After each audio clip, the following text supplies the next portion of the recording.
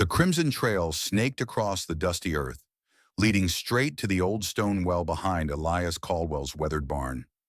At 42, Elias had spent enough years on this unforgiving Nevada homestead to know the difference between the blood of a spooked antelope and something far more troubling. But as he rounded the corner, rifle gripped tight, what he saw stopped him dead in his tracks. A young Navajo warrior slumped against the well's rough-hewn wall, one hand clutching a jagged gash in his side, the other trembling as it reached for the weathered bucket dangling just out of reach. 3 feet above his head, his breath came in ragged, desperate bursts, and his deep brown eyes sharp despite the haze of pain locked onto Elias with the wary intensity of a man who knew death could strike from any shadow. This was 1852, a year when stumbling across a native on your land spelled one thing: danger. The kind of danger that could leave a man gutted in his own bed or his cabin reduced to smoldering ash by dawn. Every settler within 100 miles would have whispered the same advice: put a bullet in the stranger's head. Bury him deep and pray no one ever sniffed out the truth. Elias raised his rifle, finger brushing the trigger. It was the practical choice, the safe choice, the one his neighbors would nod approvingly at over whiskey and tobacco. But something in those eyes held him back. Was it fear? No, it was something deeper, something raw. It was the same bone-deep thirst Elias had known during the brutal summer of '49 when the creek dried up, and he'd staggered through 3 days without a drop, certain his next breath would be his last. That kind of need didn't care about skin, language, or the wars men fought to claim this brutal land. The warrior's cracked lips parted, blood flecking the corners. "Water," he rasped, the word barely a whisper, but it hit Elias like a thunderclap. He lowered his rifle, the weight of it suddenly too heavy in his hands, and reached for the bucket. His old friend Jonah back in Carson City would call him a damn fool. His sister in Boston would swear the frontier had stripped him of his senses. Maybe they were right, but as Elias knelt beside the wounded man, pressing the bucket's splintered rim to his lips, watching him gulp like a soul pulled from the jaws of death, he felt a certainty settle in his gut. This moment, this choice, was about to rewrite both their fates. What Elias couldn't yet know was that this warrior wasn't just another wanderer from the nearby tribes, and what came next would draw more hoofbeats to his lonely homestead than he'd ever seen in his 15 years on this land. The man drank greedily, draining 3 full buckets before his shaking hands could steady the rim. Elias watched every swallow, his mind churning with the consequences of his mercy. In these parts, kindness to a native was as good as painting a target on your back. But as the warrior's ashen face regained a hint of color, Elias's gaze fell on the wound again, and his blood turned to ice. That wasn't the tear of a mountain lion's claw or the slice of a hunting mishap. It was a bullet hole, fresh and oozing, the skin around it scorched with powder burns. Someone had shot this man at close range, very close, and very recently, which meant whoever pulled that trigger might still be hunting him, following the same blood trail that had led Elias to this moment. They could be riding toward his homestead right now, rifles loaded, questions sharp as knives.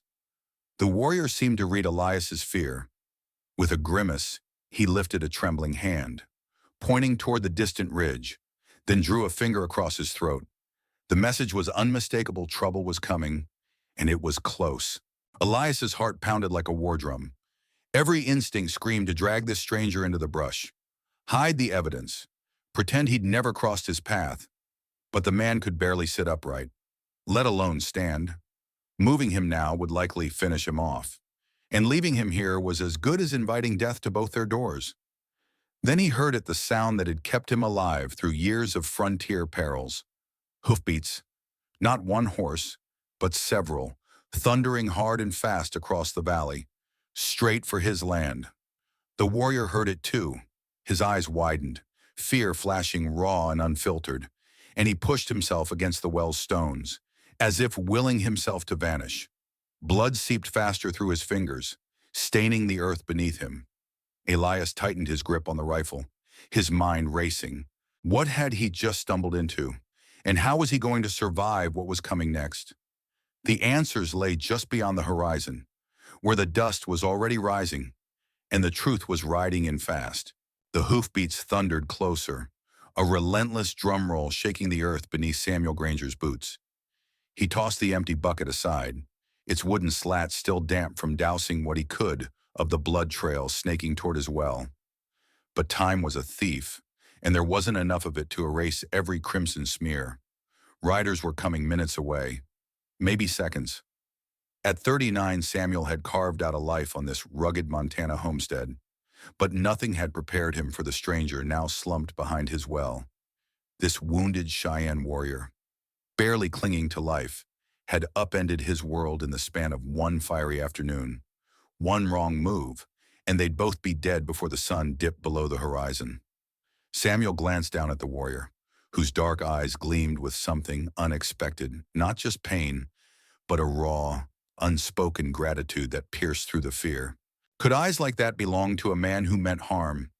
The hoofbeats grew louder, close enough now to count 5 horses, maybe 6, tearing across the plain with the urgency of a war party. Samuel's heart raced. He made his choice in a heartbeat, knowing it might be his last.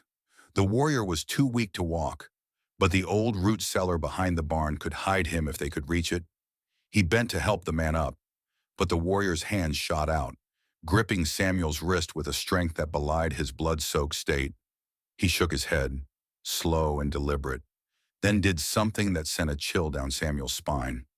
He smiled, not the weary smile of a man grateful for mercy, but the sharp, knowing grin of someone who understood exactly who was galloping over that ridge. The riders crested the hill like a tempest, 6 men on horseback, kicking up clouds of dust that glowed gold in the late afternoon light. Their rifles caught the sun, flashing like blades. Samuel's gut twisted as he recognized the lead rider, Sheriff Amos Kane, a name that carried the weight of dread from Bozeman to Helena. Kane was a man who dealt in blood, not questions, especially when it came to native troubles. He collected scalps like medals and called it law. If he sniffed out a fugitive on Samuel's land, he'd burn the homestead to ash without a second thought. Samuel stepped in front of the well, shielding the warrior from view, trying to summon the casual stance of a man whose only worry was a loose fence post.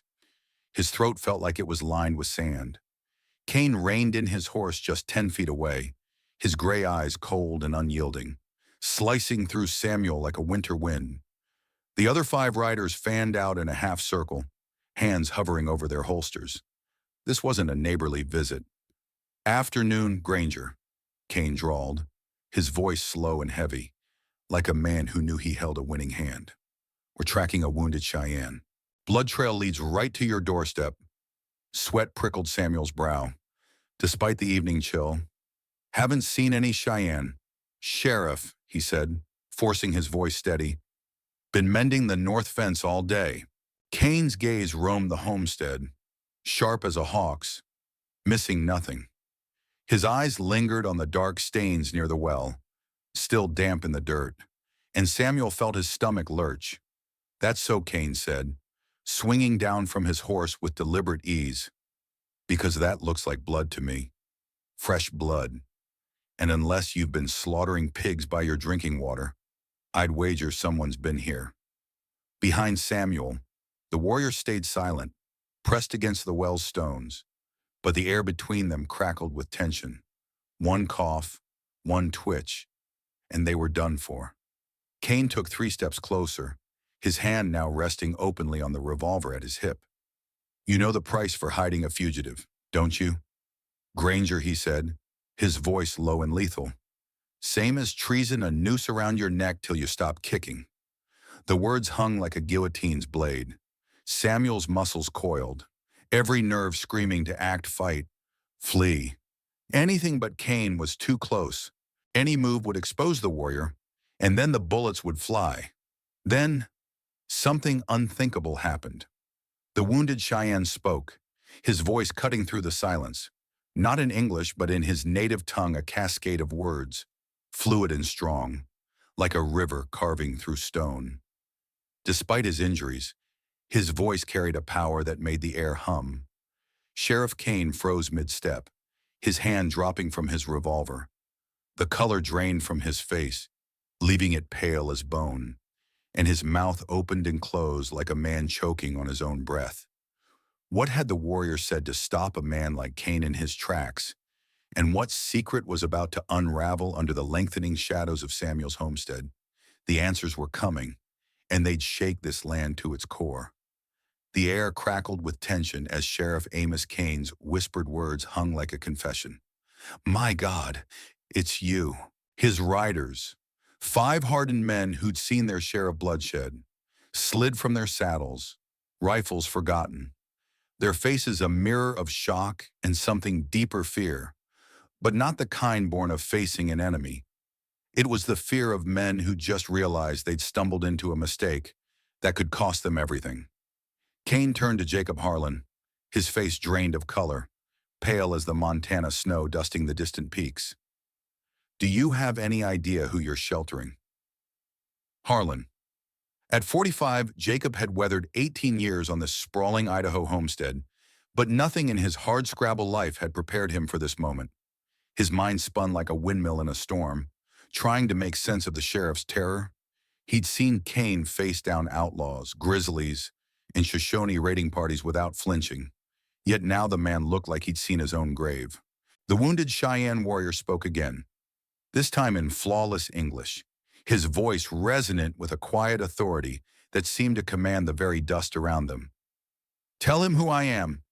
Sheriff, tell him why you rode so hard to hunt me down. Kane's throat bobbed as he swallowed, his voice breaking like brittle ice. This is Tala, son of Chief Nako of the Northern Cheyenne. He's the one who brokered the peace treaty with Fort Benton last winter. Jacob felt the earth tilt beneath his boots. The peace treaty, the one that had ended 4 years of relentless bloodshed between settlers and Cheyenne, that had saved countless lives, that had made it safe for families to build homes without fear of fire in the night. And Jacob had been giving water to the man who'd forged it. But if Tala was a peacemaker, why was he bleeding from a bullet wound, hiding like a fugitive? Tala's voice cut through the silence, steady despite the pain that labored his breast. 3 days ago, I was to meet Colonel Hargrove to discuss extending the treaty to the Southern Territories. But there was an ambush. Kane's face turned ashen, gray as the storm clouds rolling in. Hargrove's dead, he rasped. Shot in the back during a Cheyenne attack 3 days ago. You're wanted for his murder. Tala pushed himself straighter against the well stones, his eyes blazing. That's what they want you to believe. Hargrove wasn't killed by Cheyenne. He was killed by men in war paint, speaking just enough of our tongue to deceive witnesses, men who knew exactly where we'd be. The words hit Jacob like a sledgehammer. Someone had orchestrated Hargrove's murder to frame Tala. Someone who wanted the treaty shattered, the territory plunged back into chaos. Who could wield such power? Kane's eyes flickered with dread, as if he already suspected the truth. Tala's gaze hardened, sharp as obsidian. The same men who've been arming rogue tribes, profiting from this war, the same men who sent you to kill me instead of hunting the real culprits? Kane staggered back a step, his hand twitching toward his revolver before falling limp. You're talking treason, he said, voice low. Corruption in the territorial government? Those are heavy claims, and they'll stay claims until I can prove them, Tala replied, his voice unwavering. That's why they need me dead before I reach the Cheyenne Council tomorrow. Why they shot me and left me for dead. Why they're counting on you to finish their work. Jacob's blood ran cold as he watched the exchange. He'd thought he was just saving a stranger's life, but he'd stumbled into a web of conspiracy that could set the entire territory ablaze. Worse, if Tala was right, Kane hadn't come to arrest a fugitive. He'd come to silence one. The silence stretched taut, a rope ready to snap.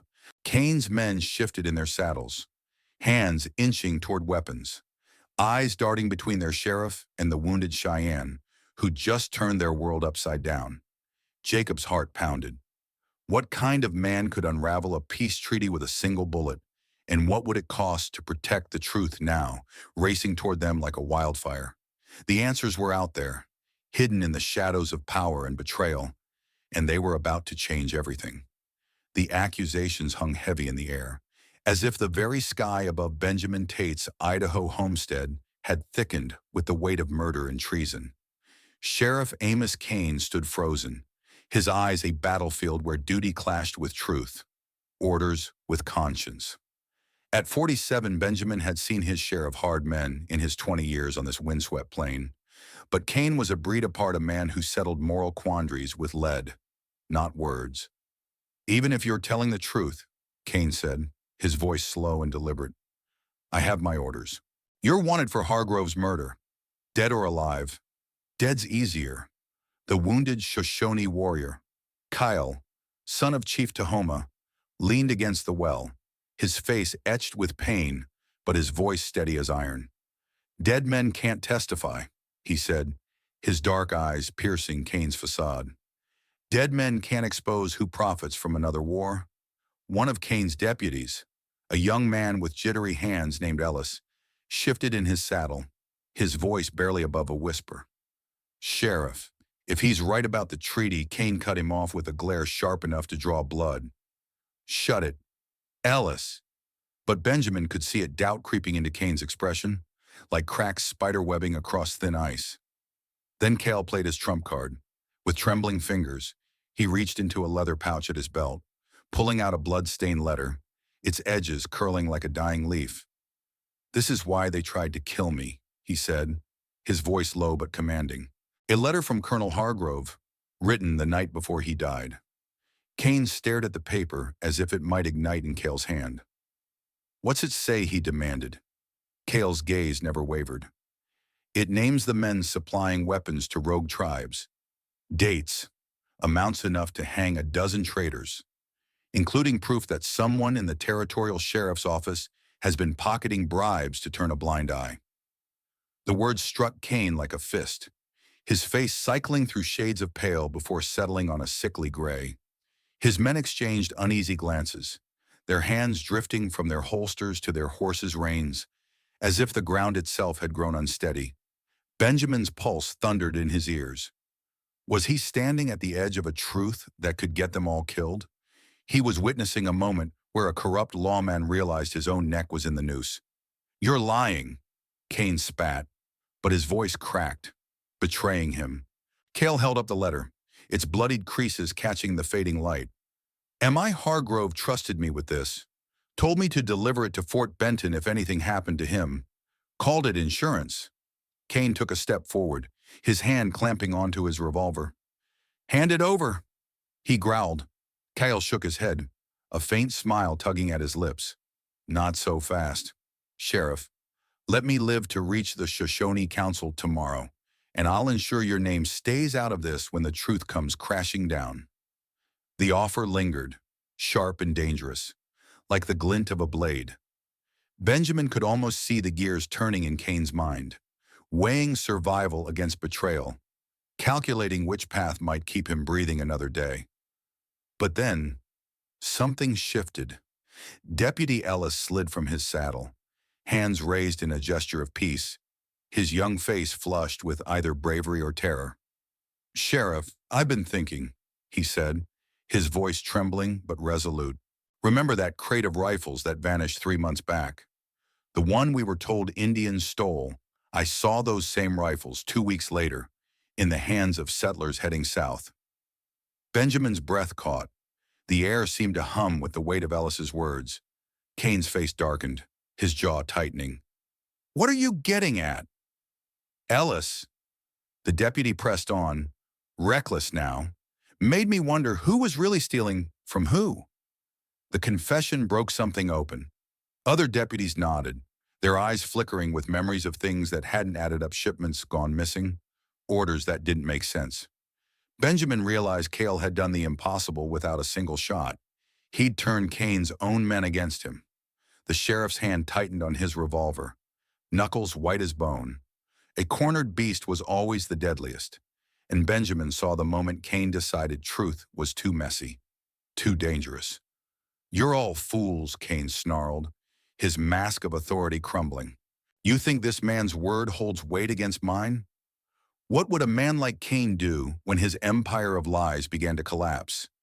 And how would Benjamin survive the storm now brewing on his quiet homestead? The truth was closing in, and with it, a reckoning that would shake the very foundations of this land. Sheriff Amos Kane's voice sliced through the tense air, venomous and desperate. You think anyone will believe a dead Shoshone and a pack of turncoats? His deputies fanned out, hands twitching toward their holsters. But their eyes betrayed them, years of blind obedience wrestling with the dawning truth that they'd been led astray. Kael, the wounded Shoshone warrior, pushed himself to his feet, gripping the well's rough stones for support. Blood oozed through his fingers, staining the earth. Yet his voice rang clear, unshaken. The truth doesn't care who speaks it. Sheriff, it just is. Kane's face twisted with rage. The truth is, you killed Colonel Hargrove, and I'm claiming the bounty on your head in one fluid motion. He drew his revolver, its barrel swinging toward Kael. But before he could pull the trigger, Deputy Ellis stepped into the line of fire, his own pistol raised, steady as stone. Stand down, Sheriff. His shout echoed across the Idaho homestead like a thunderclap. 4 other deputies followed suit, their weapons trained on Kane, their loyalty fracturing. Only one man, a weathered deputy named Cutler, stood by the sheriff, his grizzled face as hard and corrupt as his master's. You're making a grave mistake. Boys, Kane growled, sweat glistening on his brow in the fading light. This'll cost you your badges, maybe your lives. Ellis didn't flinch. Maybe, but I've made enough mistakes following you. No more. At 47, Nathan Caldwell stood rooted to his homestead's dusty ground, his heart pounding as he watched the standoff unfold. 6 armed men, guns drawn, convictions clashing in the shadow of his barn. This was how blood feuds were born, how good men fell for rotten causes. Then, Kael did something that turned the air electric. He began to sing not in English, but in Shoshone, a low, soul-stirring melody that seemed to rise from the very bones of the earth. The ancient words wove through the homestead, haunting and powerful, speaking of honor, of sacrifice, of kinship forged in the face of shadow. The effect was immediate, almost otherworldly. The deputies' weapons dipped, their faces softening, caught in the spell of a song they couldn't understand, but felt in their marrow. Even Kane's scowl faltered, his eyes glazing for a moment, transfixed. But Nathan saw what the others didn't. Kael's hands moving subtly, his song more than music. It was a signal, a call carried on the evening breeze to ears trained to hear it. The melody faded, and a heavy silence blanketed the ranch. Then, Nathan heard it, a sound that sent ice through his veins. Hoofbeats, distant but growing, not a few, but many, racing toward them with relentless purpose. Kane heard it too, his face paling to the hue of moonlight. How many, he demanded. Kyle's lips curved into a pained but defiant smile. Enough. The sound swelled, a rolling thunder that shook the ground. Not 6 riders, not a dozen, but an entire Shoshone war party. Descending on Nathan's homestead with the speed of a storm, Kane swung his revolver toward Nathan, its barrel now aimed at his chest. You did this, he snarled. You helped him signal them. Nathan met his gaze, surprised by the calm in his own voice. I gave a dying man water, same as I'd do for any soul suffering on my land. The hoofbeats were close now, a tremor in the earth. Too many to count. Kane's eyes darted wildly. Realization dawning, he'd been outmaneuvered. Over the horizon they came. A vision from another time, 50 Shoshone warriors on horseback, moving as one, their war paint glowing like fire in the dying sun. But as they neared, Nathan saw something that upended everything he thought he knew about war parties. Their weapons were sheathed, their faces not twisted with battle lust, but solemn with purpose. At their head rode an elder chief, his presence commanding even from a distance. Gray hair, braided with hawk feathers, framed a face carved by time, and though age had bent his frame, He sat his horse with the unyielding dignity of a man who'd never knelt. Behind him rode warriors of every age, veterans with scars. Young braves barely old enough to wield a bow, but all moved with the same disciplined grace. What did this chief know that Kane didn't? And what truth would these warriors bring to Nathan's doorstep? Ready to reshape the fate of this land? The answers were galloping closer, and with them, a moment that would echo through the ages. Sheriff Amos Kane's hand trembled as he kept his revolver trained on Nathan Caldwell, the weapon shaking like a leaf in a storm. His face was a mask of defiance, but his eyes betrayed a man unraveling. "This changes nothing," he spat. "I have my orders." A new voice cut through the tension, sharp and steady. "Your orders are no longer valid." All eyes turned to Deputy Ellis, who held aloft a crisp, official document, its seal glinting in the fading light. "This arrived this morning. Sheriff, straight from the territorial governor. All pursuit of Kael is suspended pending investigation into Colonel Hargrove's death." Kane's face flushed a furious crimson, his voice a snarl. "You're lying, Ellis. Check your own dispatch pouch unless you've been too busy chasing bounties to read your mail." The Shoshone warriors, 50 strong, formed a silent, unyielding circle around Nathan's Idaho homestead, their presence a quiet but undeniable force. Their chief, Tahoma, dismounted with the grace of a man who carried the weight of his people's history. His braided hair, adorned with hawk feathers, swayed as he approached the well where his son, Kael, stood bloodied but unbroken.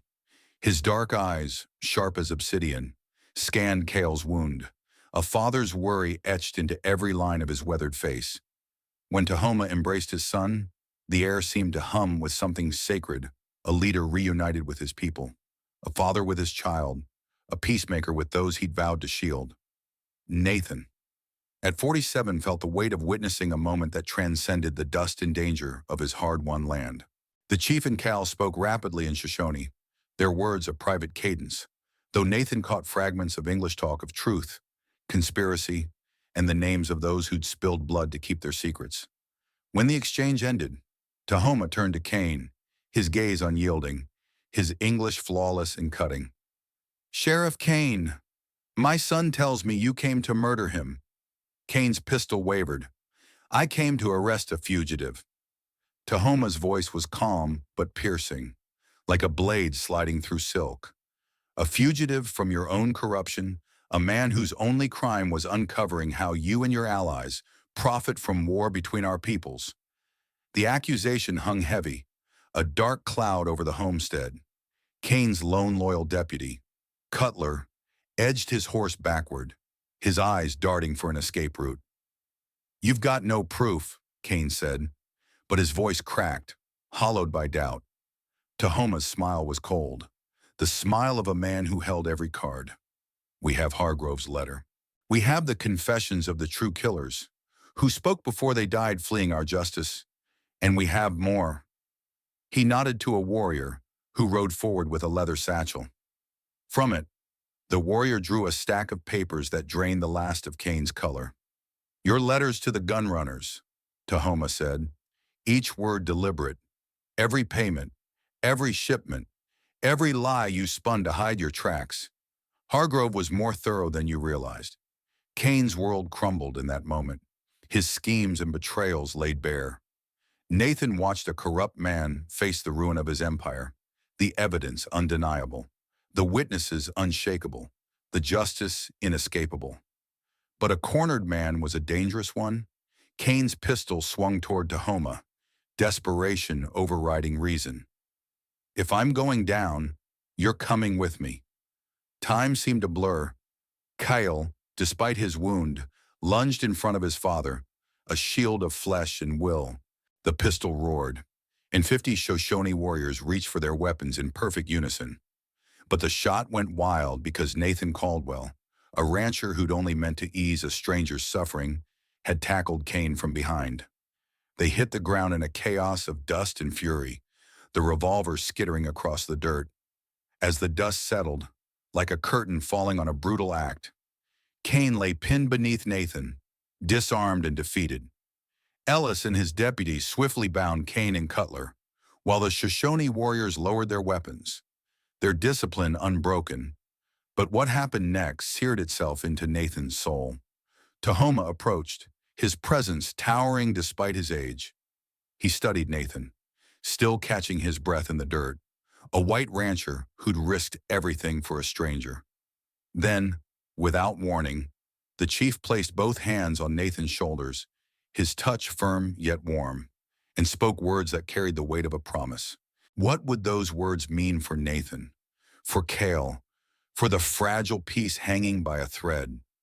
The truth had been unveiled, but its ripples were only beginning to spread, carrying consequences that would reshape this land forever.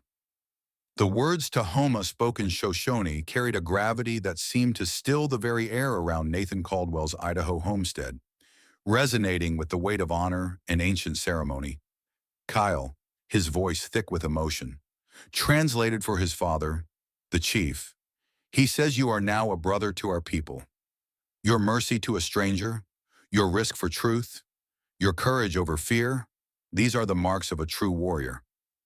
At 47, Nathan felt a warmth bloom in his chest, like a long-shuttered window flung open to a dawn he'd never known. All his life, he'd been told the Shoshone were foes, barriers to progress, yet in Tahoma's weathered eyes, he saw only wisdom, dignity, and a respect deeper than any he'd ever received from his own kin. What followed was a ritual that etched itself into Nathan's soul, a moment as vivid as the golden light spilling across the plain. The Shoshone warriors dismounted, their movements deliberate, forming a solemn circle around him under the wide Idaho sky. One by one they approached, each touching his hand not with the brisk handshake of settlers, but with a quiet, profound gesture, a bond that transcended language, culture, or the color of skin. When the final warrior stepped back, Tahoma approached, holding a gift that stole Nathan's breath, a war lance, its shaft polished smooth by countless hands, adorned with hawk feathers and intricate beadwork that shimmered like the stars above. "This was my grandfather's," Tahoma said, his voice steady as the earth, "and his grandfather's before him. No one outside our people has ever carried it until today." As the sun dipped below the western ridges, painting the horizon in hues of amber and rose, the Shoshone prepared to leave. Kael's wound, now tended by the tribe's healer, no longer threatened his life. He would survive to see the peace treaty strengthened, the true conspirators exposed. Before mounting his horse, Kael clasped Nathan's hand, his grip firm despite his weakness. "You saved more than my life today, brother," he said, his eyes gleaming with gratitude. "You saved the peace between our peoples." Nathan, his voice soft but steady, replied, "I just gave a thirsty man water." Kael's smile was warm, like a fire kindled against the night. Sometimes that's how the world changes, one act of kindness at a time. Within a day, the Shoshone were gone, their hoofbeats fading into the vastness of the plain, but they left behind something enduring proof that in a land scarred by hatred and fear, a single act of humanity could spark miracles.